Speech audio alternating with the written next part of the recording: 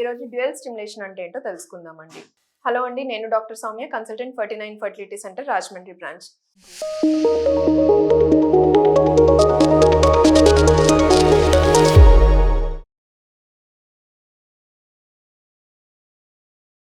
Dual stimulation అనేది IVF ప్రెగ్నెన్సీస్లో, అంటే IVF మనం ఎవరికైతే సజెస్ట్ చేస్తున్నామో కపుల్స్, ఇన్ఫర్టిలిటీతో బాధపడుతున్న కపుల్స్లో కొంతమందికి మాత్రం డ్యూయల్ స్టిమ్యులేషన్ని అడ్వైస్ చేయటం జరుగుతుంది.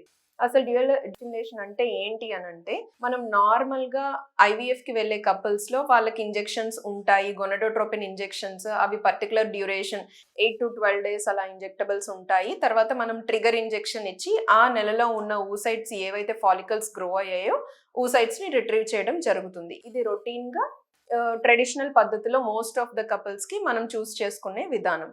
కానీ సర్టెన్ కపుల్స్, ఇప్పుడు ఎవరిలోనైనా కానీ లో ఏఎంహెచ్ ఉంది అంటే ఎగ్ రిజర్వ్ చాలా తక్కువగా ఉంది, లేదు అని అంటే పూర్ ఓవేరియన్ రెస్పాన్స్, ఎవరైతే మనం ఇస్తున్న ఇంజెక్షన్స్ కి సరిగ్గా రెస్పాండ్ అవ్వరు, లేదు అని అంటే అడ్వాన్స్డ్ ఏజ్, వయసు మోర్ దాన్ 38 years 37 years అంతకన్నా ఎక్కువ ఉండేవారు, ఇటువంటి కండిషన్స్, లేదు అని అంటే మెడికల్ కండిషన్, ఎండోమెట్రియోసిస్ సమస్య అలాగా తీవ్రంగా ఉండే వాళ్ళలో ఏమవుతుంది అంటే మనకున్న ఎగ్ రిజర్వ్, ఓవేరియన్ రిజర్వ్ అనేది తక్కువగా ఉంటుంది.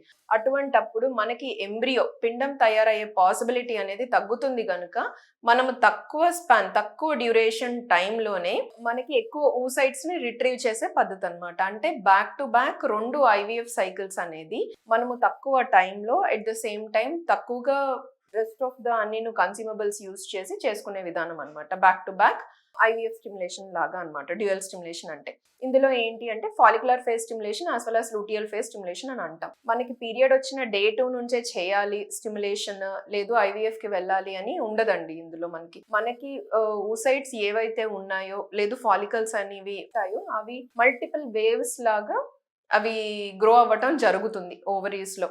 ఒక నెలలో ఒక్క బ్యాచ్ ఆఫ్ ఊసైట్సే పెరుగుతాయి, ఆ నెల సరి అయిపోయిన తర్వాత next month next batch of oocytes పెరుగుతాయి అనేది కాదు. ఇక్కడ కాన్సెప్ట్ ఏంటంటే మల్టిపుల్ వేవ్స్ ఆఫ్ ఊసైట్స్ అనేవి డిఫరెంట్ ఫేజెస్ ఆఫ్ గ్రోత్ లో అండాశయంలో ఉండడం జరుగుతుంది.